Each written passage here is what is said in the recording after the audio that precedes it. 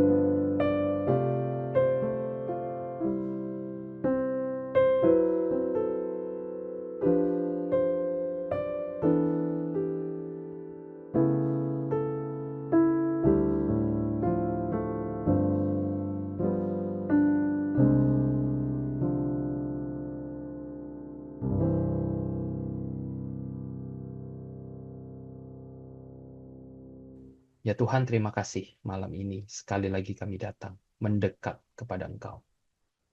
Biarlah malam ini kami boleh semakin dekat, semakin mengenal Tuhan, dan semakin mengasihi Engkau.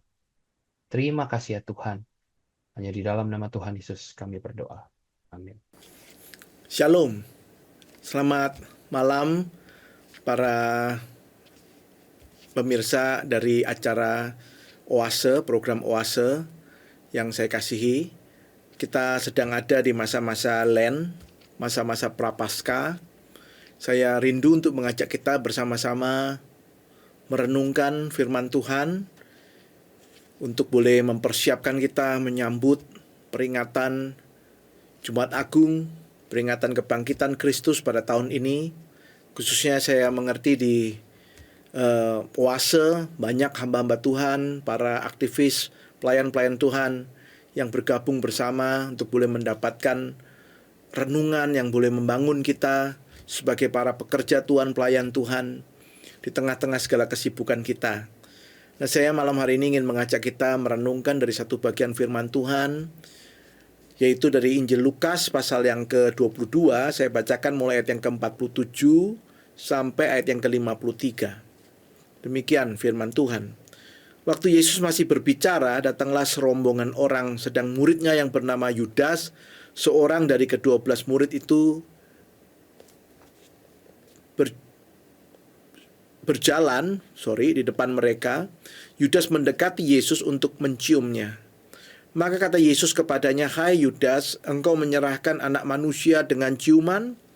Ketika mereka yang bersama-sama dengan Yesus melihat apa yang akan terjadi, berkatalah mereka, "Tuhan, mestikah kami menyerang mereka dengan pedang?" Dan seorang dari mereka menyerang hamba imam besar sehingga putus telinga kanannya.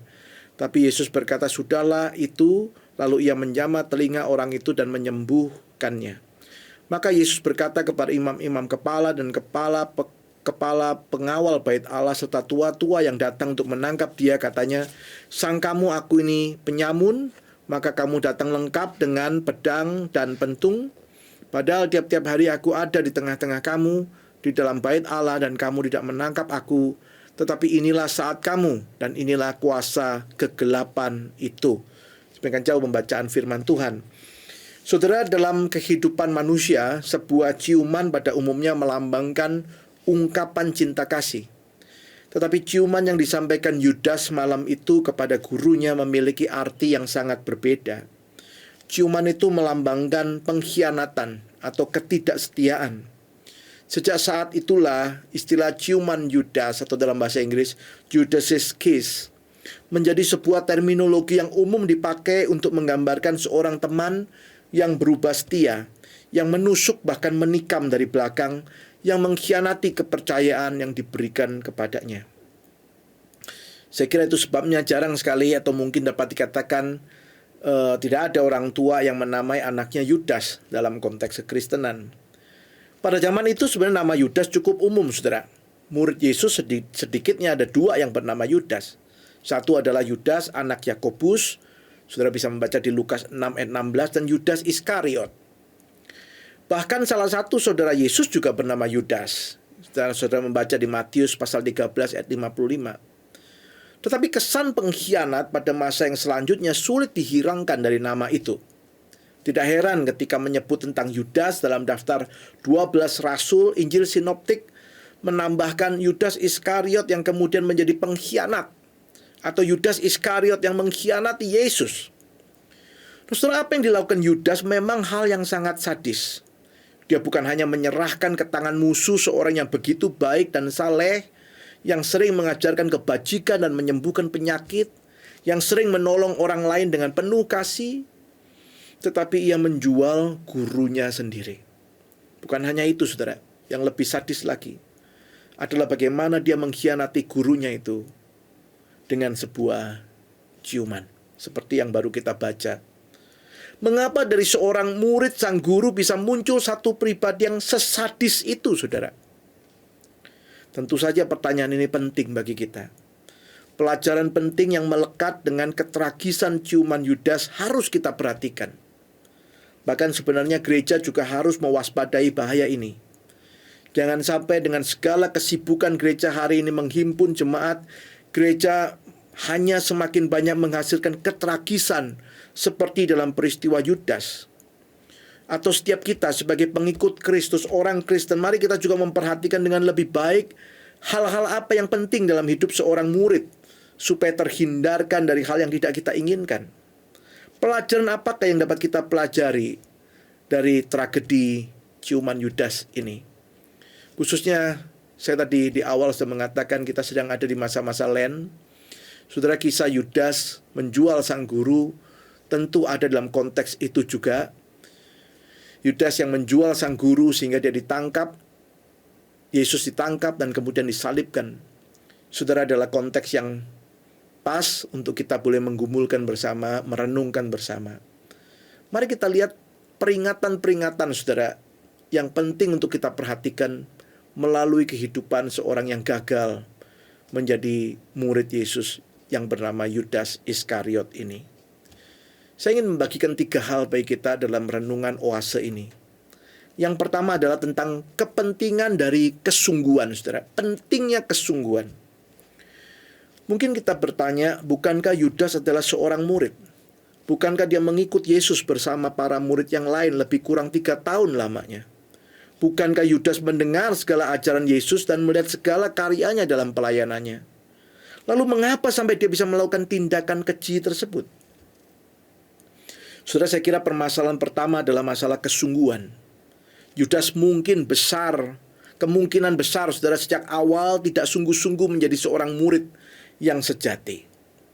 Di dalam kisah Injil Sinoptik, khususnya dalam Injil Matius sebenarnya, berulang kali kita diberikan gambaran tentang pentingnya kesejatian, kesungguhan. Ada banyak orang yang mengikut Yesus. Tetapi bukan semua yang mengikut Yesus itu adalah murid yang sejati. Banyak orang berbondong-bondong mengikut Yesus. Tapi bukan mereka yang semua yang mengikut Yesus itu adalah murid yang sejati. Saudara, Yesus berulang kali mengatakan, bukan orang yang berseru kepadaku, Tuhan, Tuhan, yang akan masuk kerajaan surga atau yang melakukan kehendak Bapakku. Yesus berkata, di hari terakhir banyak orang mengatakan, aku sudah bernubuat demi namamu, mengusir setan demi namamu, membuat mujizat demi namamu. Tapi Yesus berkata, aku tidak mengenal engkau. Saudara, ada yang mengikut Yesus itu yang sejati. Mereka disebut murid-murid Yesus. Tetapi ada juga yang tidak sungguh-sungguh. Mereka memang mengikut Yesus, tapi bukan dengan kesungguhan, bukan dengan kesejatian. Rupanya Yudas walaupun tergolong dalam ke-12 murid, bahkan mendapat tanggung jawab khusus dalam kelompok para rasul sebagai bendahara, yang menunjukkan mungkin sebelumnya dia memang berprofesi demikian, atau karena dia selalu tampil meyakinkan sehingga semua percaya kepadanya. Tetapi lihat komentar Yohanes, saudara, dalam Injil Yohanes pasal 12 ayat yang ke-6. Dia adalah seorang bendahara yang sering mengambil yang bukan miliknya, tetapi bisa menutupi belangnya. Kita dapat melihat sebenarnya bukan dia baru berubah pada bagian akhir perjalanan pelayan Yesus, tetapi sejak awal, saudaraku, kita mungkin bisa membaca ada hal yang tidak murni, yang tidak sungguh-sungguh. Kalau kita membandingkan, mungkin figur yang paling kontras dengan Yudas adalah Petrus. Di dalam daftar 12 murid itu, Petrus sering kali atau selalu disebut pertama kali, dan Yudas Iskariot selalu disebutkan terakhir kali, saudara. Petrus juga gagal pada masa akhir pelayanan Yesus sebelum disalib. Dia menyangkal sang guru bahkan sampai 3 kali. Tetapi mengapa dia masih kemudian bisa bangkit, bahkan dipercayakan untuk menggembalakan domba-domba Tuhan? Saudara, Petrus dari awal selalu tampil apa adanya. Misalnya, saudara, sehabis pengakuan di Kaisaria Filipi, Petrus yang menegur Yesus karena sedang memberitahu para murid tentang penderitaan yang akan dialaminya. Dicatat di sana. Saudara, dia apa adanya. Dia sampaikan apa yang ada di kepalanya. Dia memang mengakui sang guru sebagai Mesias. Tapi dia juga merasa sang guru ketika menyatakan penderitaannya, dia keberatan. Sehabis peristiwa transfigurasi dengan polos, Petrus menawarkan membangun 3 pondok. Untuk sang guru, untuk Musa, untuk Elia. Saudara, pada malam perjamuan terakhir ketika Yesus mengatakan iman semua murid itu akan tergoncang, dengan mantap Petrus menyatakan dia tidak akan menyangkal gurunya. Saudara, berulang kali Yesus memberikan pelajaran kepada Petrus. Hal-hal itu memang membuatnya kelihatan sebagai orang yang kurang bisa dipercaya, tetap terlalu gegabah, sok tahu. Tetapi di balik itu, saudara, saya melihat Petrus itu tulus, penuh kesungguhan. Dia apa adanya, otentik. Hari ini tantangan banyak gereja adalah membina umat Tuhan yang penuh kesungguhan, yang bukan hanya tahu ataupun rutin ibadah, tetapi beribadah dengan memahami benar siapa yang disembahnya, mengapa mesti disembah, sehingga dengan penuh kesungguhan dia melakukan penyembahan pelayanannya. Saya sering khawatir kalau dalam acara gereja kadang lebih menekankan penampilan walaupun tanpa sengaja. Bahkan dalam setiap pujian, saudara, yang disampaikan, kita perlu sering bertanya kepada diri kita sendiri. Do we mean what we sing? Apa kita sungguh serius, sungguh-sungguh dengan apa yang kita lakukan, dengan apa yang kita pujikan, dengan apa yang kita lakukan dalam pelayanan misalnya. Kesungguhan itu saudara, keotentikan itu. Yudas banyak bersembunyi di balik penampilan yang meyakinkan. Mungkin kalimat-kalimat yang meyakinkan. Tetapi kita kurang melihat kesungguhan itu, kemurnian, ketulusan itu. Yang kedua, saudara, adalah pentingnya kepekaan. Pentingnya kepekaan. Mungkin ada orang yang sering bertanya, kalau para murid yang lain tidak tahu siapa Yudas sebenarnya, masa Tuhan Yesus juga tidak tahu siapa dia? Tentu saja Tuhan Yesus tahu. Lalu mengapa Tuhan Yesus masih memanggil Yudas sebagai murid? Tentu saja bukan supaya Yudas bisa mengkhianatinya. Yesus dalam kemahatauannya juga mengasihi Yudas. Ia menginginkan dia boleh belajar sesuatu, bahkan mendapat kesempatan untuk berubah. Melalui apa yang diajarkan, tentu Yesus sering menekankan hal-hal yang perlu diperhatikan sebagai seorang murid. Tetapi Yudas rupanya bukan hanya tidak sungguh-sungguh, tetapi dia juga tidak peka. Pada peristiwa minyak narwastu, Yesus juga menegur dia agar tidak menyusahkan wanita itu. Yesus tahu hati Yudas, tapi Yudas tidak peka ketika ditegur. Pada perjamuan terakhir, Yesus memperingatkan kalau dia tahu rencana busuk Yudas. Tetapi sekali lagi hati Yudas membatu. Bukannya bertobat dan melanjutkan niat jahatnya, dia tidak peka akan peringatan Tuhan. Sudah sejak awal kehidupan manusia, Alkitab sudah menekankan pentingnya kepekaan. Di dalam peristiwa Kain dan Habel misalnya, Tuhan sudah mengingatkan Kain, tapi dia bukannya berdamai dengan Allah. Kain malah melawan Tuhan dengan membunuh adiknya. Dalam sejarah perjalanan umat, hal ini juga terus ditekankan. Umat Tuhan sering tidak mengindahkan peringatan, bahkan teguran Tuhan. Itulah yang membuat mereka gagal sebagai umat. Bahkan umat Tuhan itu sering disebut bangsa yang tegar tengkuk dalam pelayanan Tuhan Yesus. Kembali kita melihat bahayanya ketidakpekaan. Berulang kali Yesus mengajar, bahkan membuat berbagai mujizat. Sering disertai teguran dan kecaman. Tapi banyak yang mengeraskan hati. Seperti yang Yesus nyatakan dalam perumpamaan penabur. Hati yang peka adalah tanah yang subur bagi firman, sehingga tidak membawa kita jatuh terjerumus dalam dosa. Hari ini saudara, ketika firman Tuhan menegur kita, bagaimana sikap kita? Saya khawatir banyak orang menyebut dirinya Kristen, tetapi tidak memiliki kepekaan. Kalau Tuhan menegur kita, bukankah mestinya kita bersyukur? Dan kita harus bertobat. Kita harus mengakui kesalahan kita, memohon ampun di hadapan Tuhan. Kepekaan itu, saudara. Tetapi ada orang yang malah marah, tersinggung. Apalagi zaman sekarang gereja begitu banyak, sehingga gampang cari gereja baru yang dengan senang hati menampung kita misalnya. Atau bahkan mendirikan gereja baru.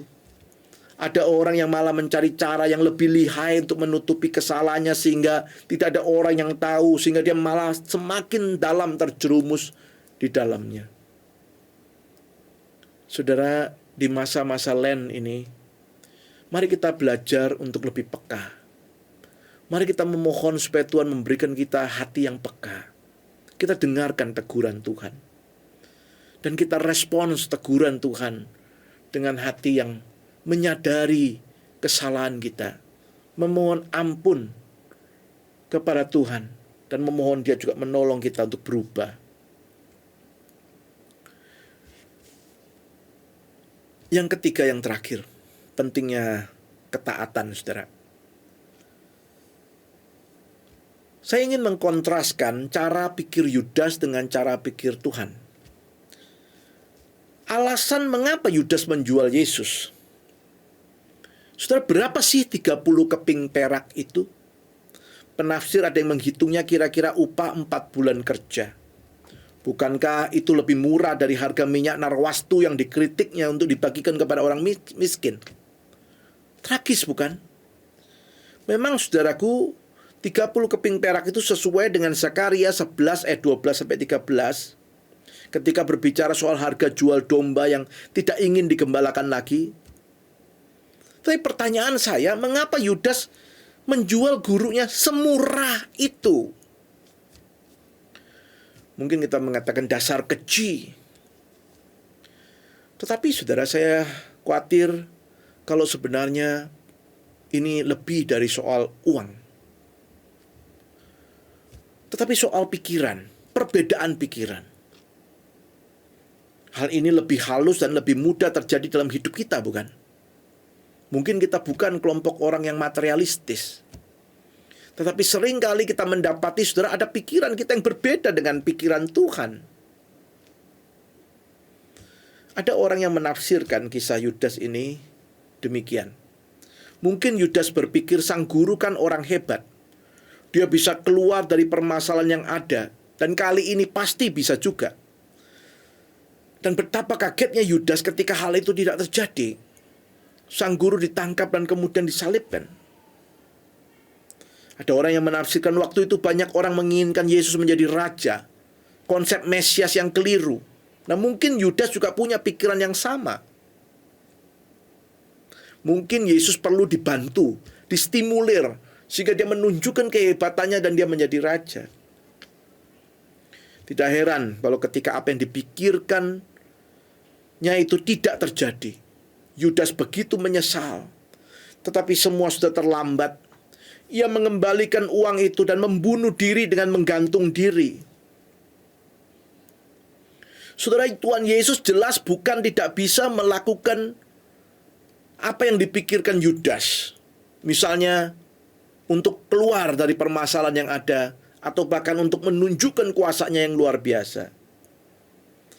Tetapi itu bukan kehendak Bapa. Yesus taat kepada kehendak Bapa. Ketika apa yang kita pikirkan berbeda dengan yang Tuhan inginkan, itu sebabnya Yesus mengingatkan para murid agar tinggal di dalam Dia. Kita bisa tahu apa yang Tuhan kehendaki dan menginginkannya. Bukannya merasa tahu apa yang kita kehendaki dan memaksa Tuhan untuk memuaskan kita. Tapi kita belajar untuk taat. Kita bisa mempersembahkan sesuai dengan apa yang Tuhan kehendaki. Bukan asal apa yang kita anggap baik. Saudara yang dikasihi Tuhan, mari pada masa Lent, masa Prapaskah ini, kita diingatkan Tuhan lagi untuk kita belajar lebih taat. Seringkali apa yang kita pikirkan dengan yang Tuhan pikirkan, Tuhan rencanakan, begitu berbeda. Mari kita belajar untuk lebih taat. Saudara, kiranya 3 hal ini boleh menolong kita berjaga-jaga, memeriksa diri, menjaga diri, ketika kita akan menyambut karya Tuhan, peringatan karya Kristus di atas kayu salib dan kebangkitannya. Kiranya kita boleh diingatkan untuk lebih sungguh-sungguh lagi mengikut Tuhan. Lebih peka untuk mendengar tegurannya, undangannya untuk kita bertobat kembali kepada Tuhan. Dan untuk kita belajar lebih taat, menyerahkan kehendak kita, untuk kita boleh berjalan sesuai kehendaknya. Kiranya Tuhan memberkati kita sekalian. Selamat mempersiapkan diri menyambut peringatan karya Kristus di kayu salib dan kebangkitannya.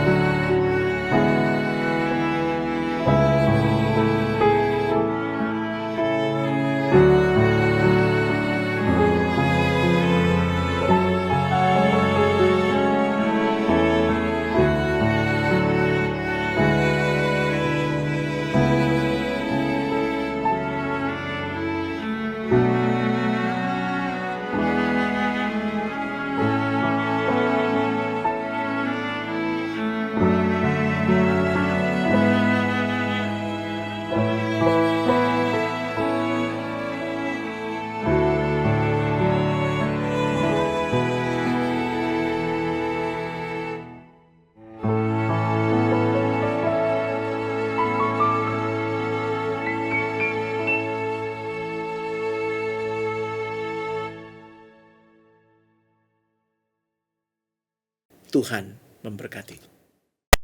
Bapak Ibu, pelayanan Oase adalah pelayanan mingguan. Silakan mengikuti Oase melalui YouTube. Bapak Ibu bisa subscribe YouTube channel SMC untuk mendapatkan reminder setiap minggu malam. Demikian pelayanan Oase pada malam ini. Mari kita mengenal Allah lebih dekat hari ini dibandingkan hari kemarin. Tuhan Yesus memberkati. The Lord bless you and keep you. Make his face shine upon you and be gracious to you. The Lord turn his face toward you and give you peace.